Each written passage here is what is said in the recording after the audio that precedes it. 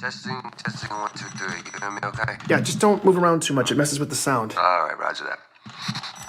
It was all coming down to the wire. In a couple of hours, FERO was going to hack into a closed-door session between the UEG and ONI, and I was going to expose all of the intelligence agency's ugly secrets to Senate leadership. Having Petrosky remotely record his statement in advance like this was going to give me one less variable to worry about once we were in. But I was still waiting on final materials from Ashok. I hadn't heard from FERO all day, and I was urgently trying to pull it all together. I was a wreck. Come on. Considering he was about to accuse ONI of atrocious human rights violations, Petrosky, on the other hand, seemed completely calm. He wanted to chit-chat about the chief. So, high treason. Yeah. Do you think that's for real? I guess. That's what people are saying. Can you stay sitting up like that, please? The Master Chief. Damn, that's gotta be a black guy for only PR, huh? You know, boots all across the military are gabbing like they're at a slumber party or something. 3 days ago, FERO had leaked a suppressed incident report from an embassy in the outer colonies that had everyone in disbelief or disarray. Less than 24 hours later, FERO dropped the real bomb, a security video from that same embassy, showing that everything in the report was true.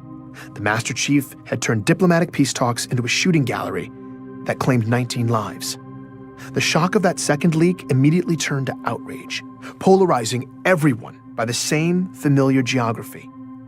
The staunch patriots of Earth versus the dogged survivalists of the outer colonies. It was the same caustic regionalism that had far too recently defined us. And now those old ideologies were creeping back out, masquerading as opinions, angrily cracking open the scabs. Meanwhile, the Master Chief, the subject of my entire investigation, was now the most wanted man in the galaxy. I hadn't even had a chance to dig into any of it. You think he did it? What? Do you think the chief shot up that embassy on Biko? Maybe he finally went nuts. Maybe he thinks we're still fighting insurrectionist guerrillas or something. I don't know. But, man, working for the Covenant? Oh, that's a stretch, right? I don't know, man. I'm sorry. We just gotta lay this down. All right, roger that. We were running out of time, and I needed Petrosky to focus. I started recording. I asked him to introduce himself and tell the world about the Spartan program. And from then on, he was totally on point. So just say who you are, and then just go into it. Okay. I am Corporal Anthony Petrosky, retired trooper of the 105th ODST Division. I am testifying by my own free will, under no duress by any parties, and I wish to make the following statement. In April 2525, while serving on a detachment on the UNSC Atlas, I witnessed firsthand an incident involving a 12 to 13-year-old male who identified himself as John 117. He had extensive scarring on his torso, consistent with post-procedural scarring I've seen on recently inducted Spartans, and under orders from an ONI CPO, John killed 2 ODSTs and critically injured 2 others, in an attack that greatly exceeded natural human ability. He didn't stutter. He didn't stammer. His thoughts were clear as crystal, told with purpose, as if he'd been waiting his whole life to speak with this much conviction. After a grueling military career that took his left arm, Anthony Petrosky should have been rewarded with dignity and opportunity. Instead, he was one of countless veterans the government had left behind. But this was his moment, and he'd never sounded more alive. As he laid out his damning testimony about ONI's biological augmentations of children, I knew FERO had been right. Petrosky's words would humanize this story and persuade even the most jaded senators to listen. I had exactly what I needed from Petrosky. I am testifying with absolute certainty that the speed, power, and coordination this person exhibited was categorically impossible without the benefit of a full battery of military-grade augmentations. Afterwards, the Office of Naval Intelligence, through our COs, issued an order of absolute suppression of all accounts of this incident. Through coercion, pressure being brought to bear, we were ordered to keep silent, to never speak of this publicly upon fear of court-martial. How's that? That okay? Yeah. That was amazing. I can't thank you enough. Yeah. All right. You give him hell. Now I was just praying Meshach would come through, FERO would be able to bypass the most sophisticated security system in history, and I could get hacked into a meeting between the most powerful people alive. I needed a miracle, and I needed it to happen in the next 90 minutes. I'm Benjamin Dro, and this is Hunt the Truth.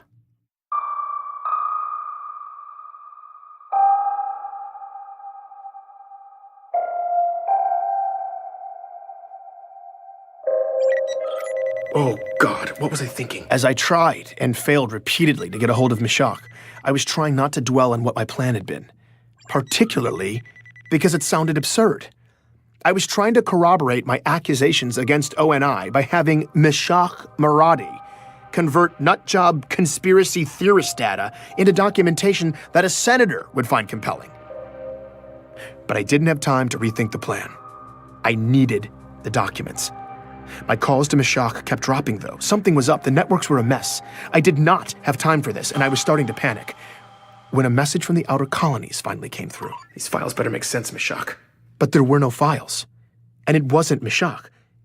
The message was from Katrina, the old friend of John's that Ellie Bloom had put me in touch with, the woman who had told me about John's death. I hadn't spoken to her in weeks. Hey, Ben. I didn't really know who else to call, but I was hoping you could maybe tell me what feedback you were getting from the outer colonies this week. I had no idea what the listeners were thinking. Ever since I'd gone incognito, I hadn't heard any of their feedback. Stupidly, when I set it up, I hadn't properly secured the feed, and now I was afraid if I accessed it to hear what people were saying, ONI would trace my new location. I'd figured after my latest episode, the revelation that ONI had heavily poached the outer colonies for their child abductions would be garnering a strong reaction out there. But the way Katrina made it sound, the reaction was stronger than I could have ever imagined. People are going nuts, switching over to only using local chatternet services like it's 50 years ago or something. It's this new colonial alliance group. They're everywhere, holding all these demonstrations in the streets. Thousands of people are turning out. And they keep chanting about self-reliance, talking about how we need to be preparing for this big embargo, all these boycotts, the UEG offices shutting down. I don't know. It seems peaceful right now. I feel like we should get off-world, just in case it breaks bad. I've kind of already been freaked out anyway. I don't know if I'm being paranoid, but I think someone may be targeting me for helping you. And Ellie's in the same boat. All these power surges and crazy service interruptions. Last time I talked to you, my entire system was overrun with corrupted files, and my whole neighborhood lost power. I don't know. But if someone is trying to get us, I'm worried what will happen if things get too chaotic out here. I don't really feel safe. So, if you know anything about this, or what we can do to protect ourselves, I mean, they're already shutting down the street. Katrina's message got cut off. I had no idea what was happening. I had no idea what the central government was going to do. I had no idea how to help this woman or Ellie or their families or anyone else. We were all in the dark. All I could do was present the senators with the ugly truth and hope it would convince them to help us all. And I was running out of time to make that a reality. Thankfully, Meshach finally emerged from his subterranean world. So, I just sent it. Perfect. Got it. Thank you. I hope it's convincing enough. You should have a clear breakdown that exposes the blatantly unnatural pattern of child autoimmune deaths around the beginning of the Spartan program, particularly in the outer colonies. Yeah, I see that. It's good. It looks solid. And I also cleaned up and edited that police scanner data. It's one of Oni's abducted kids returning home and running into their clone. One of the suicides? Yeah, so officer gets called to the scene of a home invasion. It's this middle-aged couple and the teenage son who's in a wheelchair. The officer comforts the victims, assesses the situation, calls it in. There wasn't a confrontation or anything, no valuables appeared to be missing, victims didn't even get a good look at the guy. The perpetrator just entered the house, went into the son's room, son freaked out, perpetrator fled the scene, blah blah blah. Now everything seems to be okay. During his report to dispatch, though, the officer gets startled by a sound, reports a possible shots fired somewhere nearby. Backup arrives to canvass the area. About 10 minutes later, same officer reports discovering a body in a nearby field.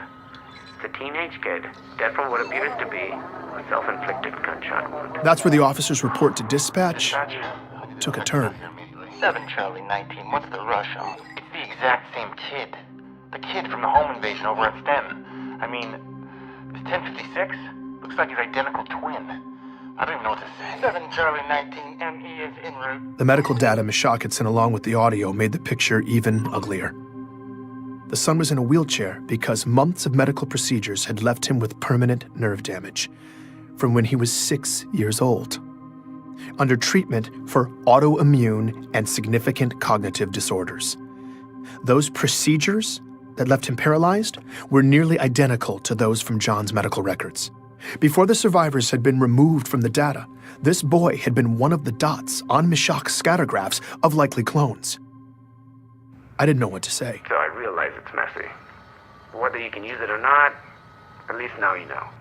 I didn't have enough time to wrap my head around this new piece, so I made the difficult choice not to use it. But hearing yet another ONI horror story made me all the more determined to blow it open. I just needed FERO to show up in the next few minutes with a miraculous way to get in the door. Thanks, Meshach. So this should all be going down here in Don't be nervous. You'll be great.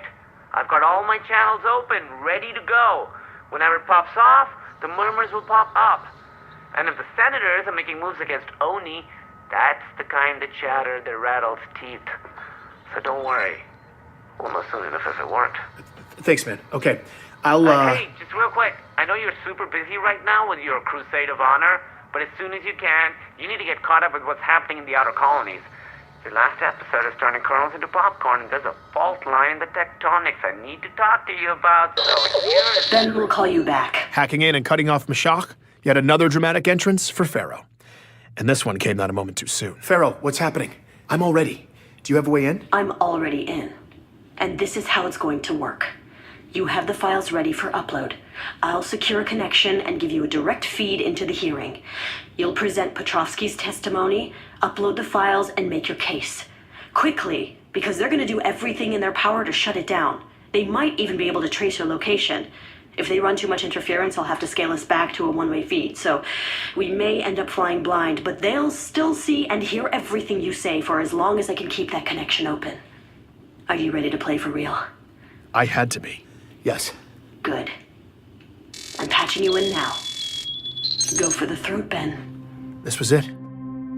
Every shred of journalistic integrity I had left was about to go out the window.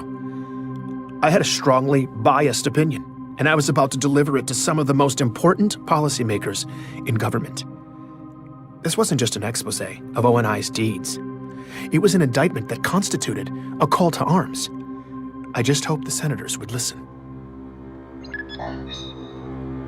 There was no audio, but I suddenly had a full view of the congressional chamber hosting this meeting. I couldn't believe this was happening. My eyes scanned the room. The 12 senators who represented the Senate Armed Forces Committee seemed to be there, and 3 of the 6 ONI directors lined up in front of them. My heart was racing. Then, I saw someone else. Wait, is that Sully? Ben, you're live in 3, 2, 1. I saw my face pop up in the main display at the head of the room. The proceedings seemed to stop as all the heads turned and looked at me. For a moment, I froze. And then I began. Distinguished representatives of the Unified Earth Government and the Office of Naval Intelligence, my name is Benjamin Giroux. I was a journalist hired by Commander Michael Sullivan to do a profile on the Master Chief Petty Officer John 117, and my contract was terminated for exposing a widespread cover-up by ONI on his true origins. As I spoke, I tried to look at the camera and ignore the return feed. The image of my own face speaking to a room full of supremely powerful people was incredibly distracting. I could see out of the corner of my eye, though, that it was working. They were listening. Then, my feed went black. Keep talking, Ben. I had to cut the return feed, but you're still live in the room. I tried to focus. ONI has gone to great lengths to keep you and the public from knowing critical information about the Spartan program, their lack of institutional control of the Master Chief in the outer colonies, and the genetic modification of abducted children that eventually became warriors like the Master Chief. What I'm about to play for you is testimony from ODST Anthony Petrovsky regarding the Spartan program. I am Corporal. As Petrovsky's testimony played, I was starting to doubt whether or not it was still actually live when I got a message from Sully. It said, "You're out of control, Ben. Last chance to stop." I typed back, "I can't be a party to the crimes you and the rest of ONI have committed. Not anymore. I'm done." There was a brief pause, and he responded, "Yes, you are." My guts sank. But I wasn't going to back down. You're gonna have to finish up quickly, Ben. They're hitting the hack hard. I can't keep it open too much longer. As Petrovsky finished up, I quickly edited my final piece, chopping out any unnecessary language. Then, it was time to bring it home. Senators, for their Spartan program, ONI kidnapped young kids and illegally engineered doomed-to-die clones to replace them. They kept the children as military property, subjecting them to horribly unethical training regimens, and eventually performed dangerous biological augmentations on them while they were still growing. This was how they made the Spartans. Half of these children most likely did not survive. I've provided you with files that corroborate my claims as to these egregious human rights violations. I ask you to review them with an open mind.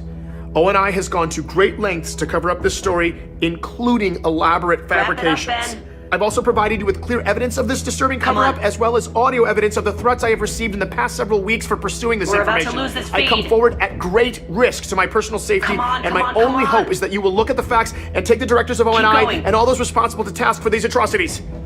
Thank you for your time. The feed cut out at the last moment. I was in shock. What had just happened? Perfect. Now let's watch it burn. The revolution has started, Ben. And you with a spark. From now on, you're under our protection. FERO? She was gone, and my head was buzzing. It felt like I was in a dream. What had I done? I looked down at Sully's last message. His response to when I said I'm done, it was chilling. "Yes, you are." That was all he said. That was all he needed to say. I felt dizzy. I had to keep moving, find out if that kamikaze mission had had any effect whatsoever. The first ripple popped up right away. It was a message from my bank. "We regret to inform you that your account with HUNTtheTRUTH has been deactivated. If you have any questions, please speak with a financial representative." I called immediately and got a representative on the line. She told me I was under investigation for the unauthorized possession of sensitive government materials. The audio files from my story. I was being fined an astronomical sum for keeping them, and as a result, my assets had been frozen indefinitely. I couldn't believe it. I checked all my accounts, either locked down or zeroed out. In retrospect, cashing out should have been step one, before I took on the most powerful government agency in history. But it was too late now. ONI was bringing down the hammer, and I'd been financially ruined. I was reeling from this realization when 2 delayed messages popped up in my queue. The first one loaded quickly. It was Mashak. Beth, things are getting a little hectic out here, so I don't know if this is going through, but I was trying to tell you before I got cut off that... Okay, now we need to talk in person. It's urgent. It's something I found, but we can't talk over comms about it, so I'm coming to see you in person day after tomorrow. Don't talk to anybody. Don't try to reach me. I'll be there soon, and then we can sit down and just go over the whole... I couldn't wait for Mashak to get here, so against his wishes and my better judgment, I tried to raise him. But something was wrong. Like everyone else in my region, I'd had plenty of failed calls to the outer colonies in my time. But this was different. Like it didn't even send the call. I checked my ChatterNet feed. It was full of comments from people just like me panicking because they couldn't reach the outer colonies. Scattered reports that the communication buoys themselves had been shut down. That didn't make any sense. The second delayed message finally finished loading. It was from Katrina. Ben, I can't even point this down. It's totally gone. We're completely at... my parents, Ellie, no one from the whole system is internet. And there's a full core... Please, if you can tell someone what's happening or get somebody to need help and we need food And then, silence. That was it. I couldn't get through again. No one from the inner colonies could. The outer colonies had been completely cut off. After years of ONI quietly committing atrocities from their high perch, it felt like their phantoms were finally in motion, shifting the landscape with unknown objectives. Somewhere out in the shadows, they'd created. I listened to Meshach's message again. I needed him to help me sort this out. The idea of sitting here, waiting in that darkness for him, scared the life out of me. I had to be patient. I just had to get through the next 48 hours. But he would never show up. That message was the last time I heard from Meshach Maradi. Please join me for the next episode of Hunt the Truth.